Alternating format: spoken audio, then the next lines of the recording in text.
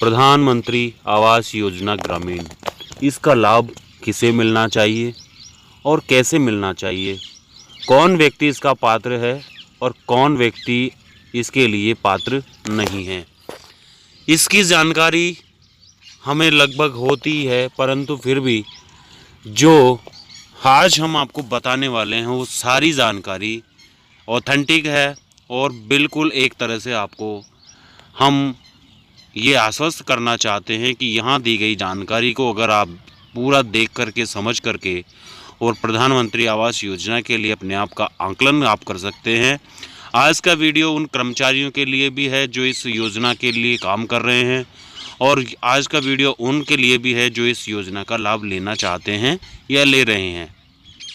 तो वीडियो में आगे बढ़ने से पहले मैं आपसे रिक्वेस्ट करना चाहता हूं कि यदि आपने इस चैनल को अभी तक सब्सक्राइब नहीं किया है तो सब्सक्राइब कर लीजिए और बेल आइकन के ऑल नोटिफिकेशन को ऑन कर दीजिए ताकि हमारे द्वारा भेजे गए बिल्कुल सत्य और स्पष्ट एक वीडियो आप तक पहुंचते रहें।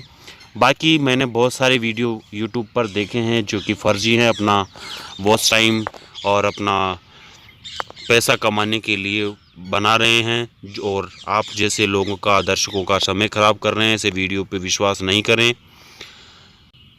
आइए चलते हैं इस वीडियो में क्या कुछ नया है और किस प्रकार से एक व्यक्ति प्रधानमंत्री आवास योजना ग्रामीण का पात्र होता है। सबसे पहले हम चलते हैं यहाँ पर भारत सरकार की जो गाइडलाइन है उसके अनुसार। देखिए, हम आपके सामने एक गाइडलाइन खोल रहे हैं। सबसे पहले मैं आपको पेज नंबर 1 पर लेकर जाता हूं। ये देखिए, ये भारत सरकार की ग्रामीण विकास मंत्रालय भारत सरकार की गाइडलाइन है। प्रधानमंत्री आवास योजना ग्रामीण PMAYG के क्रियान्वयन का फ्रेमवर्क ये है। और देखिए, ये उस समय की है जिस समय इस प्रधानमंत्री आवास योजना का स्टार्टअप किया गया था और इसमें क्या कुछ नया था, कैसे किया गया था, इसके बारे में हम बाद में बात करेंगे। पहले हम चलते हैं हमारे मूल की ओर कि जिसमें हम ये जानना चाहते थे कि प्रधानमंत्री आवास योजना ग्रामीण के लिए लाभार्थी पात्र कैसे होगा, उसकी योग्यता का निर्धारण कैसे होगा, क्या योग्यता होनी चाहिए उसमें कि वो इसका पात्र है। इसके लिए ये चलते हैं भारत सरकार की गाइडलाइन की ओर। यहाँ पर देखिए, हम आपको बताना चाहते हैं लाभार्थियों का निर्धारण और चयन। इसके लिए भारत सरकार की गाइडलाइन के अनुसार 4.0 में बताया गया है कि सभी के लिए आवास के लक्ष्य की पूर्ति के लिए लाभार्थियों का निर्धारण और चयन में निष्पक्षता और पारदर्शिता होना नितांत आवश्यक है। यह सुनिश्चित करने के लिए कि सहायता का लक्ष्य वास्तव में वंचित लोगों को ही हो और चयन वस्तु परख एवं सत्यापन योग्य हो। परिवारों का निर्धारण SECC 2011 के आंकड़ों में आवास अभाव के दर्शाने वाले पैरामीटर के आधार पर किया जाएगा। तत्पश्चात ग्राम सभा द्वारा मान्यकरण किया जाएगा। अब यहाँ पर आपको सब कुछ समझ में आया होगा, लेकिन SECC 2011 क्या है? यह है SEC 2011 की जनगणना, यानी कि 2011 में जो भारत सरकार ने जनगणना कराई है उसका डाटा है। उसमें सब ये क्या लेंगे ये देखिए। अब आप किसको पता चलेगा, कैसे पता चलेगा सरकार को कि किसके पास आवास नहीं है, किसको देना है।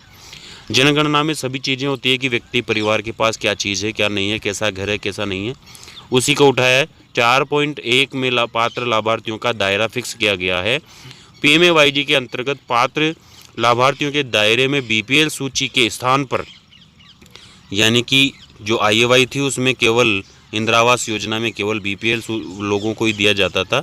इसमें उन्होंने हटा करके दायरे में BPL सूची के स्थान पर SEC 2011 के आंकड़ों के अनुसार सभी बेघर परिवार, यानी कि जिनके पास बिल्कुल भी घर नहीं है, अनुबंध 1 में दर्शाई गई बहिर्वेश प्रक्रिया के अधीन शून्य, यानी कि जिनके पास एक भी कमरा नहीं है या एक कमरा हो या 2 कमरे में कच्ची दीवार हो सकती है उसकी, या कच्ची छत युक्त मकान में रहने वाले परिवारों को शामिल किया जाएगा। ये इसका दायरा फिक्स किया गया है। ठीक है। अब इसमें प्राथमिकता किससे दी जाएगी, किसे नहीं दी जाएगी, इसके बारे में हम बाद में बात करेंगे। अब इसको हम विस्तृत रूप से जानने का प्रयास करते हैं कि वास्तव में इस गाइडलाइन में आगे है क्या। इसके लिए हम चलते हैं, सबसे पहले हमारी राजस्थान सरकार की गाइडलाइन है। ये देखिए, राजस्थान सरकार ने एक गाइडलाइन फिक्स की है। ये सभी सरकारों का है और लगभग ये पैरामीटर सभी का है। ये गाइडलाइन है और ये देखिए यहाँ पर ये बताया गया है, प्रधानमंत्री आवास योजना ग्रामीण योजना की सामान्य जानकारी आवास निर्माण की मार्गदर्शिका लाभार्थियों के लिए। इसमें हम देखना चाहते हैं कि किस व्यक्ति को ये लाभ मिलेगा। देखिए, सब कुछ आप छोड़ दीजिए, यहाँ आ जाइए। अब हम इसमें समझाना चाहते हैं, आपको ये चीज़ बहुत ही ज़रूरी है समझना। ये उन कार्मिकों के लिए भी है जो आवास निर्माण योजना में कार्य कर रहे हैं और आवास प्लस की सूचियों में अब पात्र और अपात्र छांटने का समय आने वाला है, उसमें भी आपको ये काम आएगा। और जो व्यक्ति इस योजना के लिए पात्रता रखता है और उसका नाम प्रधानमंत्री आवास योजना की आवास प्लस की सूची में है या 2011 की सूची में है और उसको लाभ नहीं मिल रहा है, किसी कारण से वो वंचित हो रहा है, वो भी इसका ध्यान रखते हुए इसको ज़रूर देखें और ज़रूर समझें। पात्रता का निर्धारण कैसे किया गया है? प्रधानमंत्री आवास योजना ग्रामीण के अंतर्गत सामाजिक, आर्थिक एवं जाति आधारित जनगणना 2011 के डाटा के आधार पर ग्राम सभा में अनुमोदित तैयार वरीयता सूची के परिवार पात्र होंगे, जिसमें आवासहीन कच्चा आवास, 1 कमरे या 2 कमरे की कच्चा आवास परिवार जिन्हें पूर्व में किसी अन्य योजना में लाभ नहीं प्राप्त हुआ है, पात्र होंगे। ठीक है, ये तो हो गया आपकी भारत सरकार की गाइडलाइन का प्रथम बिंदु, किसको देना है। अब इसमें राज्य सरकारों ने मापदंड निर्धारित किए गए हैं, वो देखिए। परिवार की पात्रता हेतु निम्न मापदंड न होने पर ही मान्य होंगे। ये एक इसका आवेदन आता है, उस पर भी ये मापदंड होते हैं। मोटरसाइकिल, दोपहिया, तिपहिया, चौपहिया या मछली नाव नहीं होनी चाहिए। अगर ये हुई तो आप अपात्र हो जाएंगे और नहीं हुई तो आप पात्र हैं। मैकेनाइज, तिपहिया, चौपहिया कृषि उपकरण नहीं होना चाहिए। कोई भी मशीनरी वाला उपकरण नहीं होना चाहिए जो चौपहिया हो, जैसे ट्रैक्टर मान सकते हैं। अगर ऐसा कोई उपकरण आपके पास नहीं है तो आप पात्र हैं और अगर हैं तो अपात्र हैं। किसान क्रेडिट कार्ड, क्रेडिट सीमा 50,000 या इससे अधिक नहीं होनी चाहिए। जिसका आप समझते हैं केसीसी जिसे आप कहते हैं, वो यदि आपके 50,000 से अधिक है या 50,000 है तो आप अपात्र हो सकते हैं और अगर नहीं है तो आप अपात्र नहीं हैं। परिवार में कोई भी सदस्य सरकारी कर्मचारी नहीं होना चाहिए। यदि कोई परिवार में सरकारी सदस्य है तो भी आप अपात्र हो सकते हैं। परिवार के गैर कृषि उद्यमों का सरकार का साथ पंजीकरण नहीं होना चाहिए। कृषि के साथ, कृषि के अलावा कोई भी सरकारी उद्यम है उसमें आपका पंजीकरण, परिवार का पंजीकरण नहीं होना चाहिए। यदि है तो आप अपात्र हो जाएंगे। परिवार के किसी भी सदस्य की आय अधिकतम 10,000 रुपये प्रति माह से या अधिक नहीं होनी चाहिए। अगर आपकी आय, परिवार में किसी भी सदस्य की आय 10,000 से अधिक है तो आप अपात्र हो सकते हैं और अगर आपकी 10,000 से आय कम है तो अपात्र नहीं है, आप पात्र हैं। इनकम टैक्स देने पर, यदि आप इनकम टैक्स देते हैं तो भी आप अपात्र हो सकते हैं। व्यवसाय कर देने पर, यदि आप व्यवसाय करते हैं किसी प्रकार का और व्यवसाय कर देते हैं तो भी अपात्र हैं। स्वयं का रेफ्रिजरेटर होने पर, देखिए फ्रिज अगर आपके घर में है और इसकी जानकारी कर्मचारियों को है तो आपको अपात्र किया जा सकता है। स्वयं का लैंडलाइन फ़ोन होने पर, देखिए घर में अगर आपके लैंडलाइन फ़ोन है तो भी आप अपात्र घोषित किए जा सकते हैं। स्वयं 2.5 एकड़ या अधिक सिंचित भूमि के साथ एक सिंचित उपकरण होने पर, देखिए कभी कभी क्या होता है, इस बिंदु में आप कन्फ्यूज़न में हो जाते हैं। इसका विशेष ध्यान देने वाली बात यह है कि आपके पास सिंचित भूमि जिसमें आप सिंचाई करते हैं वो 2.5 एकड़ से अधिक या 2.5 एकड़ नहीं होनी चाहिए। दूसरा बात, उसके साथ साथ एक सिंचित उपकरण भी आपके पास होना चाहिए, जब भी आप अपात्र होंगे। यदि आपके पास केवल भूमि है, उपकरण नहीं है, तो भी आप अपात्र नहीं होंगे। 5 एकड़ या अधिक सिंचित भूमि के मालिक के साथ 2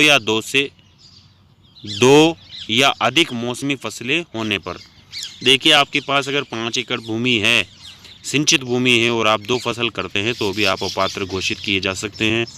7.5 एकड़ भूमि के साथ या अधिक एक सिंचाई उपकरण होने पर, 7.5 एकड़ भूमि है आपके पास, इससे अधिक भूमि है और एक सिंचाई उपकरण है तो भी आप अपात्र किए जा सकते हैं।